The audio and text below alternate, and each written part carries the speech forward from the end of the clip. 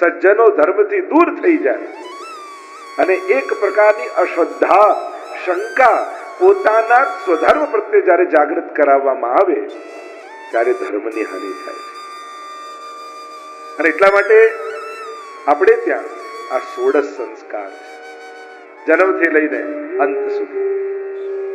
અને સંસ્કાર કરાવવાનો ને કરવાનો આગ્રહ રાખવો જોઈએ.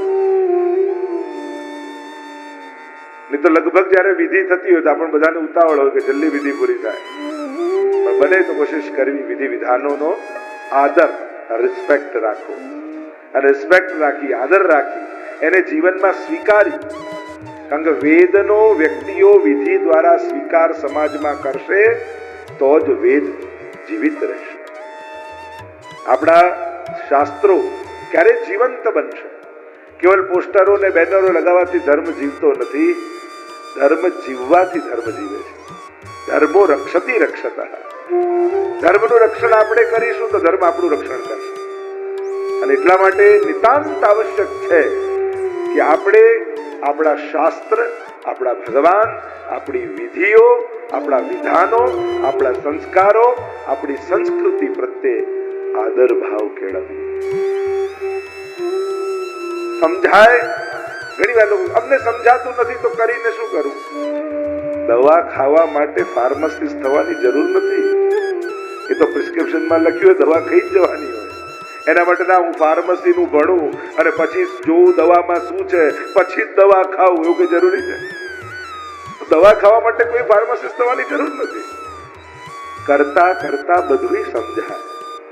પણ એ જે લોજિક આપીએ કે અમને બધું સમજાય તો જ કરીએ, એવી ઘણી બધી વસ્તુઓ છે કે આપણે એનું કોઈ રીઝન વગર કરતા. પ્રણામ કરવા માટે 100 કારણો પૂછીએ. વાય શેક હેન્ડ કરવા માટેનું કોઈ કારણ પૂછે છે? ધોતી પહેરવાને 100 કારણ પૂછીએ, પેન્ટ શર્ટ પહેરવાનું કોઈ કારણ પૂછે છે? દીપ પ્રગટાવવો હોય તો 100 કારણ પૂછીએ, પણ ફૂંક મારીને અગરબત્તી, મીણબત્તી બુઝાવવી હોય બર્થડેમાં ત્યારે કોઈ પૂછે છે? એકવાર મને કોઈ કહેતું હતું કે આ જેટલી ઉંમર હોય એટલી મીણબત્તી ખોસો અને પછી સળગાવો ને ફૂંક મારો, તો એની પાછળ શું કારણ? કંઈક તો ભાવ હશે. કેમ તો મને ખબર નથી, કદાચ એ કારણ હોઈ શકે કે જિંદગીના આટલા વર્ષ ફૂંકી નાખ્યા, હવે તો સુધર. બીજું તો શું કહી શકાય? આપણે ત્યાં તો પ્રગટાવીએ છીએ પણ છતાં દર વર્ષે આપણે ફૂંકી નાખીએ. પણ છતાં હવે તો અમુક જગ્યાએ એ પણ બેન્ડ થઈ ગયું છે કે, અને કોરોના પછી તો ખાસ કે ભાઈ કેક હોય તો એમાં ફૂંક ના મારો, નહીં તો તમારી બીમારી પણ બધે જશે. તો કોઈ આનંદ કરવાનો કોઈ વિરોધ નથી, પણ પોતાનો અને પોતાની સંસ્કૃતિ અને સંસ્કારો પ્રત્યેનો જે હીન ભાવ આપણા બધાની અંદર જે ઘૂસી ગયો છે એને કાઢવાની નિતાંત આવશ્યક. હું મારા વિધિ વિધાનોનું રિસ્પેક્ટ કરું છું, હું મારા ભગવાનનું રિસ્પેક્ટ કરું છું, હું મારા સંસ્કારોનું રિસ્પેક્ટ કરું છું. એ આદર ભાવ સમાજમાં રહેવો નિતાંત આવશ્યક છે. કારણ કે તમે ઓળખાવો છો તમારી સંસ્કૃતિ. વિવાહનો ઉત્સવ આપણે જોઈ રહ્યા અને નવા ટ્રેન્ડમાં ત્યારે એમ છે ના અમારે બંધાવવું નથી. એ લગ્નને પણ બંધન માને છે. લગ્ન એ બંધન નથી, એ સંબંધ છે. બંધન અને સંબંધમાં ફરક છે. એકબીજાનો ઉપયોગ કરી કેવલ પોતાના સુખનો વિચાર કરાય ને એને બંધન કહેવાય, પણ પોતાનું સુખ છોડી બીજાના મન સાચવી લઈએ ને એને સંબંધ કહેવાય. આ તો પોતાના અધૂરા ગુણાને પૂર્ણ કરવા માટે આ સુંદર સંસ્કારો છે, એટલે એને બંધન ન માનતા આ સંબંધો છે. સંબંધોમાં તો એકબીજા માટે ઘસાવાનું હોય, એકબીજાના મનને સાચવી લેવાનું હોય, પોતાનું સુખ છોડી સામેવાળાના સુખનો વિચાર કરવાનો હોય. અને જીવન ઘણી વાર લોકો એના સેટ થઈ જવું ને પછી કરીશ. અરે આ સેટ થવાનો એક પાર્ટ જ છે. સેટ થવું એટલે કેવલ ખાલી બિઝનેસમાં સેટ થવું એને જ જીવનનું સેટ થયું ન કહેવાય. આ પણ જીવન સેટનો સેટ થવાનો એક ભાગ જ છે. જીવનનો આ સર્વાંગી વિકાસ, સર્વાંગી પ્રગતિનો વિચાર કરીએ ત્યારે આ બધા જ જીવનના અંગ છે. અને ઘણીવાર નિર્ણય લેવામાં બહુ મોડું કરો છો ને તો જીવન આગળ જતું રહે છે અને તમે પાછળ રહી જાઓ છો. યોગ્ય સમયે યોગ્ય જીવનના નિર્ણયો લેવાય એ નિતાંત આવશ્યક છે. યોગ્ય સમય થાય એટલે વિવાહ થઈ જાય, યોગ્ય સમય થાય એટલે બાળક થાય, યોગ્ય સમય થાય એટલે એની જીવન આગળ વધે. એટલે કે દાદા દાદી એવા ટાઈમે બનજો કે તમે તમારા પૌત્રા જોડે દોડાદોડી કરી શકો. નહીં તો ખુરશી પરથી ઉભા જ ના થઈ શકતા હો તો તમે એની જોડે રમવાના છો. કહેવાનો મારો અર્થ, જીવનના નિર્ણયો યોગ્ય સમયે લેવા જોઈએ. આપણે ત્યાં જે બંધારણ આપ્યું 1 થી 25 વર્ષ બ્રહ્મચર્ય હોય, 25 થી આપણે ત્યાં ગ્રસ્થાશ્રમ, વાનપ્રસ્થ, સંન્યાસ, આખો જે પ્રકાર બતાવ્યો છે અને બહુ સુંદર પ્રકાર છે કે માણસ કઈ રીતે એના જીવનને સફળતાપૂર્વક જીવી શકે.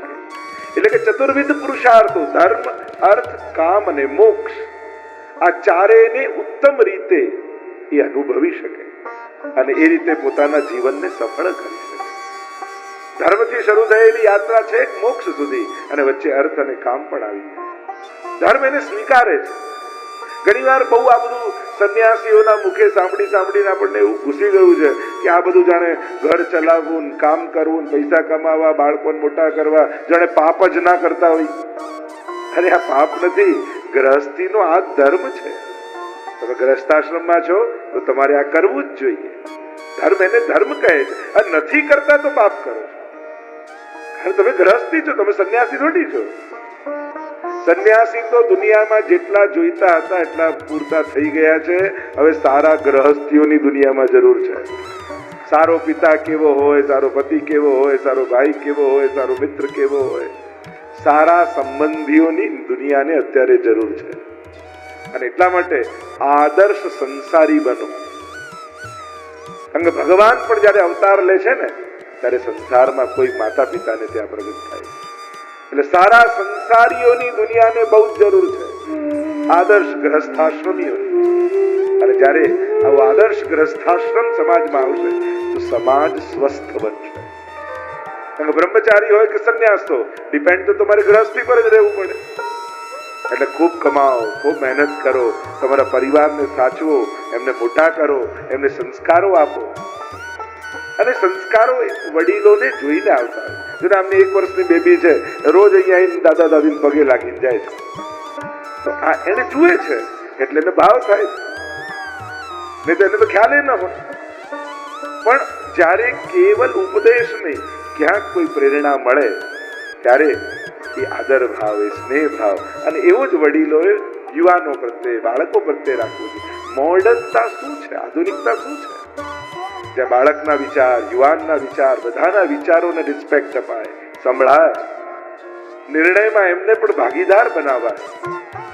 અને જ્યારે આવા નવા વિચારોનો પણ સ્વીકાર કરતા શીખો છો ત્યારે મોડર્નતા આપણા જીવનમાં પ્રવેશ કરે. ગઈકાલે જે સંસ્કારોની વાત, વિવાહ સંસ્કારની વાત કરતા હતા, આપણે ત્યાં એમાં પણ કેટલા વચનો છે અને કેટલા પ્રકારની અદ્ભુત વિધિઓ છે.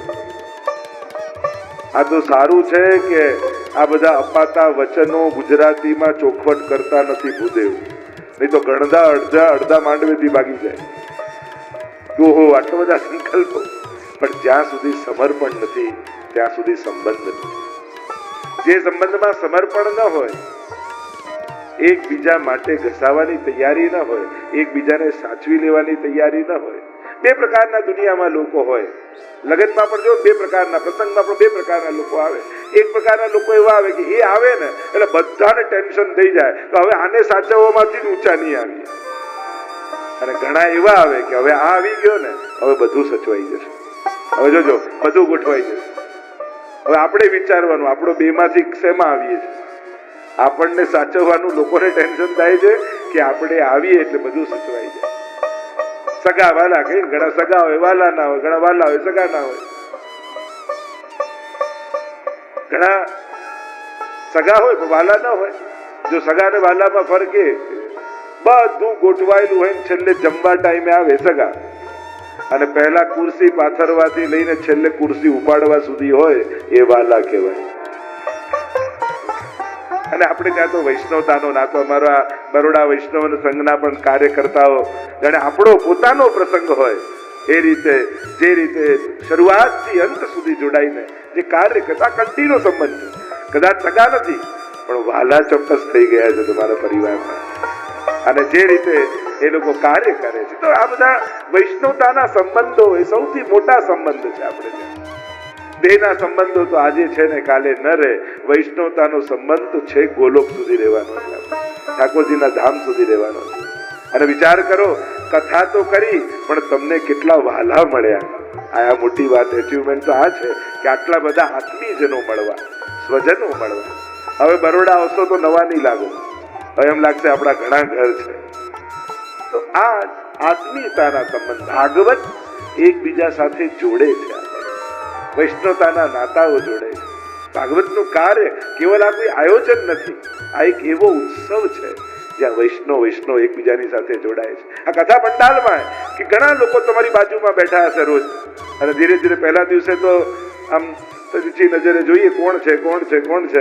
બીજા દિવસથી બોલવાની શરૂઆત થાય, અને 7મા દિવસે તો એવું થઈ જાય કે જાણે ખાસ બહેનપણી ના હોય જૂના એવા આત્મીય સંબંધો જોડાઈ જાય. તો ભાગવત બધાને જોડે છે. વિવાહ એ સંસ્કાર છે, અને અનેક પ્રકારની વિધિઓને છે. અને આપણે ત્યાં અનેક પ્રકારના વિવાહોના પણ પ્રસંગ આવે છે. પ્રભુના મુખ્ય આટલા વિવાહના પ્રસંગો શાસ્ત્રોમાં ઉલ્લેખિત છે. પહેલો વિવાહ પ્રસિદ્ધ છે તુલસી વિવાહ. તુલસી વિવાહ જે આપણે પ્રબોધિની એકાદશી જેને કહીએ છીએ, દેવ દિવાળી એકાદશી રૂપે જયારે મનાવતા હોઈએ છીએ, ત્યારે તુલસીજી સાથે શાલિગ્રામજીના જે વિવાહના કથાઓ પુરાણોમાં આવે છે કે શ્રાપ આપ્યો અને શાલિગ્રામજી રૂપે થયા, અને તુલસીજી સાથે શાલિગ્રામજીના વિવાહનો જે આખો પ્રસંગ, જે દેવ દિવાળી રૂપે આપણે જ્યાંથી શીતકાલનો પ્રારંભ આપણે માનીએ છીએ, એ તુલસી વિવાહનો પ્રસંગ. એટલે શ્રીમદ ભાગવતમાં જે આપણે ઉજવીએ છીએ તુલસી વિવાહ નથી.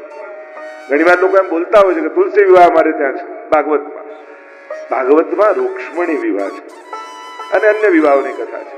તો બીજો વિવાહ પ્રસિદ્ધ છે પ્રભુનો રૂક્ષ્મણી વિવાહ, જે ગઈકાલે આપણે દર્શન કર્યું અને હરણ કરી વિનંતી કરી છે કે, અને આપણે પણ ઠાકોરજીને એ જ કહી કે પ્રભુ અમને ઉપાડી જાઓ તો જ આપના ભેગા આવીએ એમ છે. બાકી અમે એટલા બંધનોમાં બંધાયેલા છીએ કે આ બધું છોડવું અમારા માટે સંભવ નથી. અમારું એ હરણ કરી જાઓ આપણી સાથે. રૂક્ષ્મણી વિવાહનો પ્રસંગ અને અન્ય વિવાહોની કથા અષ્ટપટરાણીઓ નાદીની એ આગળ આપણે દર્શન કરીશું. પ્રસિદ્ધ છે રૂક્ષ્મણી વિવાહ. શ્રીમદ ભાગવતમાં રૂક્ષ્મણી વિવાહનો આનંદ આપણે કરતા હોઈએ.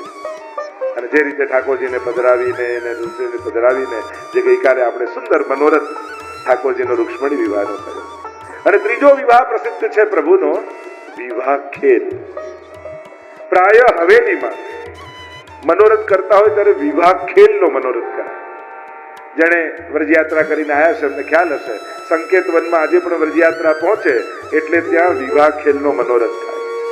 સ્વયં બ્રહ્માજી પધાર્યા અને એમણે રાધાજી અને ઠાકોરજીના વિવાહ કરાવ્યા.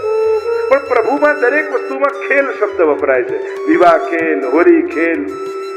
આપણા ખેલ કેમ? કારણ કે લીલા છે પ્રભુ માટે તો રમત છે ને, લીલા છે. અને એટલા માટે ત્યાં ખેલ શબ્દનો પ્રયોગ કરીએ છીએ કે અમારે વિવાહ ખેલનો મનોરથ રાખ્યો. લીલા શબ્દને ખેલ રૂપે માનવામાં આવે છે. પ્રભુ માટે આ વિધિ વિધાનો નથી પણ લીલા છે. અને એટલા માટે ઠાકોરજી અને સ્વામીજીના વિવાહનો ઉત્સવ વિવાહ ખેલ રૂપે આપણે ત્યાં મનાવવામાં આવતો હોય છે. અને પ્રાય આપણે ત્યાં એક એવો વિવેક પણ છે કે જ્યારે ઘરમાં કોઈ લગ્ન આદિ પ્રસંગ હોય ત્યારે આપણા ઠાકોરજીનો આપણે વિવાહ ખેલનો મનોરથ કરતા હોઈએ, અને ઠાકોરજીના વિવાહના પદ ગવાય, અને એ પદ ને કીર્તનો વિવાહના ગવાય એટલે આપણા ઘરમાં મંગલ પ્રસંગનો પ્રારંભ માનવામાં આવે. આ પરિવારમાં પણ પ્રસંગ આવી રહ્યો છે, તો અહીંયા કાલે જ આ પ્રસંગ ઉજવાઈ ગયો. ઠાકોરજીનો આ સુંદર ઉત્સવ થઈ ગયો. તો આપણે ત્યાં લૌકિક ઘટનાઓને પણ પ્રભુ સાથે જોડી અને અલૌકિક બનાવવામાં આવે. ઠાકોરજી એમ કહે કે તું એમ કે છે હું લૌકિકમાં નહીં ફસાવું, જો હું તને ફસાવીને છોડીશ, તને એવું સરસ ઘર આપીશ કે તું ઘરમાં જ ફસાઈ જઈશ. વૈષ્ણવ ચતુર હોય એ કે પ્રભુ મોટું ઘર આપશો વાંધો નહીં, હું એમાં એક રૂમ આપનો બનાવી આપને એમાં પધરાવી લઈશ એટલે ઘર જ મારું વ્રજધામ બની જશે. અચ્છા, તો એમાં નહીં ફસાય. ચાલ, તો હું તને એવા સગા સંબંધીઓ આપીશ કેટલો પ્રેમ કરશે કે તું એમાં ફસાઈ જઈશ. તો વૈષ્ણવ એમ કે બધાને હું બ્રહ્મ સંબંધ કરાવી વૈષ્ણવ બનાવી લઈશ, એટલે એ બધા વૈષ્ણવ બની જશે તો હું બંધાઈશ નહીં. અચ્છા, એવું તું કરીશ તો હું તને એટલું ધન આપીશ કે તું ધનમાં ફસાઈ જઈશ. પ્રભુ ભક્ત વૈષ્ણવ કહે કે પ્રભુ ચિંતા ન કરતા, હું એવી સુંદર કથા કરીશ કે બધાને કથાનો આનંદ લેવડાવીશ, પણ હું પૈસામાં ફસાઈશ નહીં. એટલે ભગવાને આપેલા સુખને જે પ્રભુના આનંદમાં પરિવર્તિત કરતા જેને આવડે એ જ વૈષ્ણવ છે. ભગવાન સુખ આપીને પરીક્ષા કરે છે અને વૈષ્ણવ એને આનંદમાં ફેરવી અને એ પરીક્ષાને ઉત્તીર્ણ કરે છે, પરિણામ આનંદ રૂપે લઈ. પ્રભુ એ પરીક્ષામાં સફળ થતો હોય છે વૈષ્ણવ.